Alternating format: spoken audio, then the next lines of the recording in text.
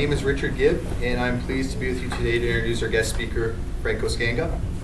Franco is a proud resident of Durham region who recently went through some challenging times when his father and aunt were faced with cancer. Franco was inspired by their courage and decided to take on his own fear head on and help to fight against cancer. Like many people, Franco has a fear of public speaking. To defeat his fear, he is making an attempt at a Guinness World Record for most speeches in a day. He will be delivering 23 unique speeches today throughout Durham region with the goal of raising $16,000 for the Canadian Cancer Society. Since this is a Guinness World Record attempt, there are some procedures to be followed. Franco will be making one speech at each of the predetermined venues today. Each speech must be a minimum of 10 minutes in duration. To mark this duration, a bell will signal the start and end of the speech. In order to beat the previous held record of 21 speeches in 24 hours, Franco will be making 23 speeches in 14 hours. To meet this strict deadline, Franco will have to depart the venue immediately after this speech. Franco and his family sincerely appreciate you attending this speech and your support for this event. His team will need to take a photo of the audience for evidence at the end of the speech, so we ask that you please remain where you are after the speech. Each of the speeches are different from one another, but share an overall theme. Facing our fears and challenges. Finally here is Franco to present speech number 18 of 23 entitled Support Systems. Please join me in welcoming Franco Scanga.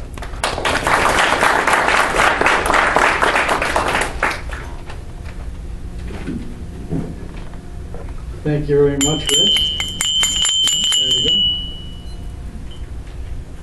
go. Like I said, by the end of the day, I'm going to just hear those bells in my ears. That's good. Thanks, guys.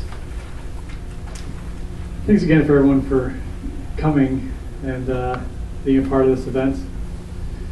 It's been a long time in planning, and I appreciate support from your group and many of the groups throughout the Durham region, so I appreciate that.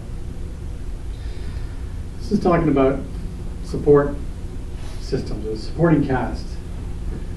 And many of the speeches I talked about today were talking about a lot of the different things I had faced or challenges I had faced in undertaking this event.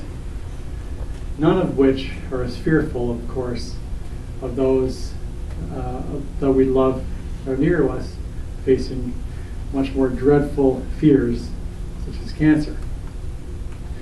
So I talked about the value of fear. Did a lot of things differently in undertaking some of the challenges I was faced with. I faced things a little in an unorthodox way. Looking at the value of fear, looking at the value of going out on a limb. But something I want to talk about in this speech was that the value of a supporting cast.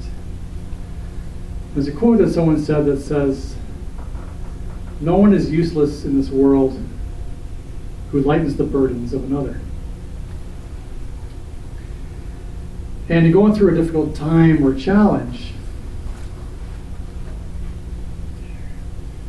one can often feel alone. Support systems provide not only supportive words, but a change in perspective that is often timely.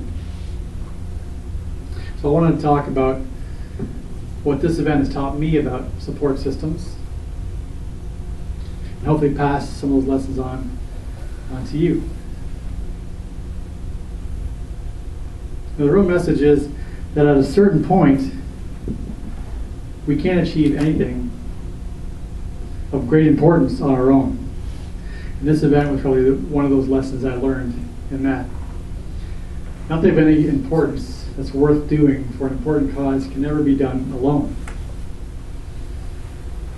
I thought I could. And I gave it a good shot, and that's the lesson that I learned. I want to share that with you today.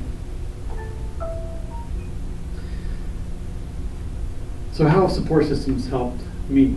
How has my supporting cast helped me? Well, the first is to stay positive.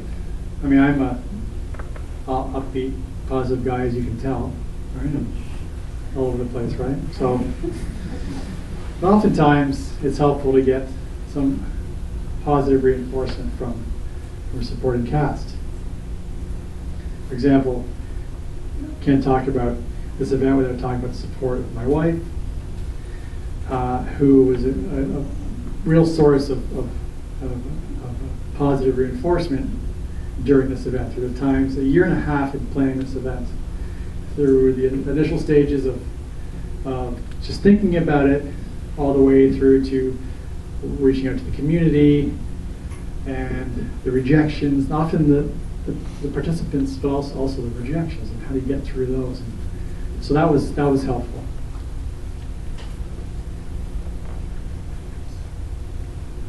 The next thing that I learned about the supporting cast is that it reminded me to help others.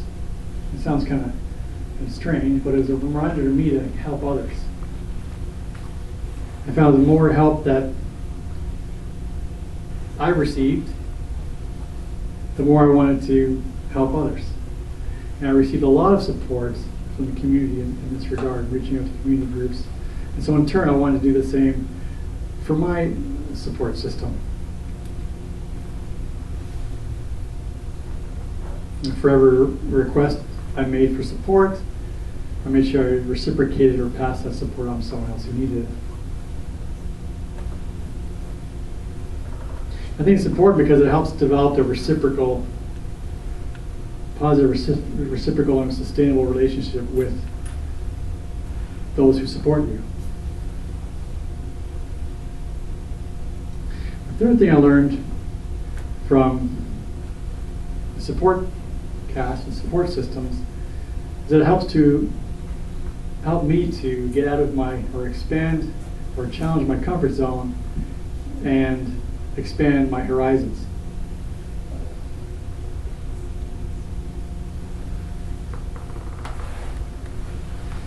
What I mean by that is it caused me to reach out to experts from all over the world on how am I actually going to take this challenge on. And so there was a strange cross-section of experts that I reached out to, because I want to get different perspectives on what they would do in this event. So I reached out to former Olympic athletes, reached out to doctors, boxing coaches, authors, all to get a different perspective on how to approach this event. I wouldn't have done that if I didn't have a supporting cast that would help me, encourage me to do that.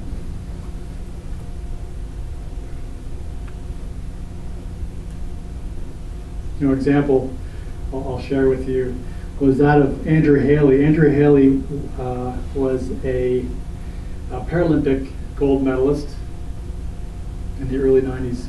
At I think the age of 9, he lost one of his legs to cancer. And I said, what would you do if you were doing this? And he referenced his gold medal race, and he said, just have fun. Forget about the challenges, forget about the fatigue, forget about everyone watching you, just have fun with it. And I think that was one of the most important pieces of advice that I have, because it's hard to think about having fun when you're trying to do something this challenging.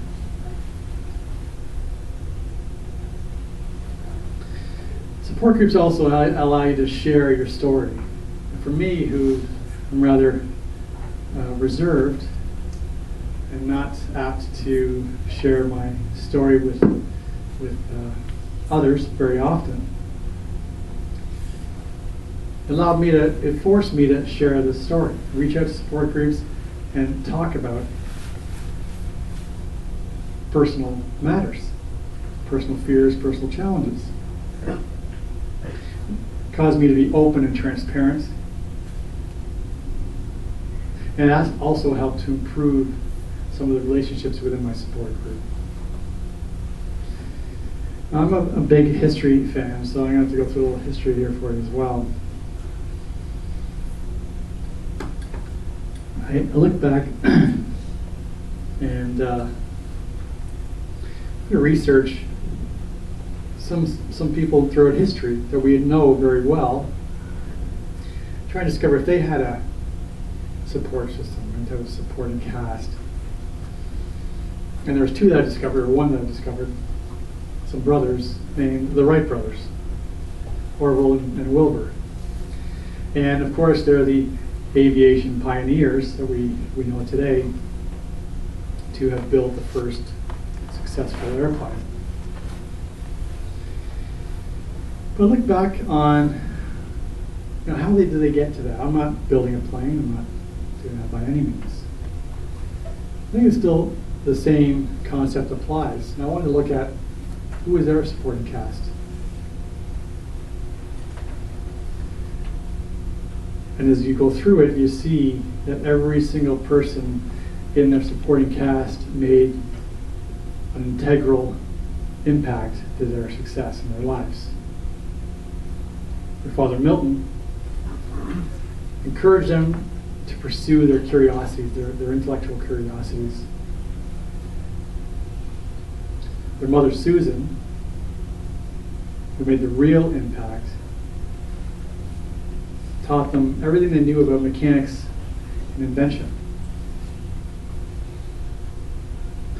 Their sister, Catherine, was the one who was their motivation, the one who would urge them to go on when they would face a challenge. Also urge them to go on when they had a little bit of success. I'm not going anywhere, I promise. Of course, even their brother Lauren, he was the one brother who allowed them to use his farm. All these things contributed to their success, no matter how small or large the contribution of the supporting cast was. So I want to leave you with a closing quote. And it says, "The pursuit of life is not to be happy, it's to be useful, honorable, compassionate, and to have it make some difference. That you've lived, and you lived well." Thanks again, everyone, for coming out to this speech number 18. I appreciate your support. Have a wonderful rest of the day. Thanks so much.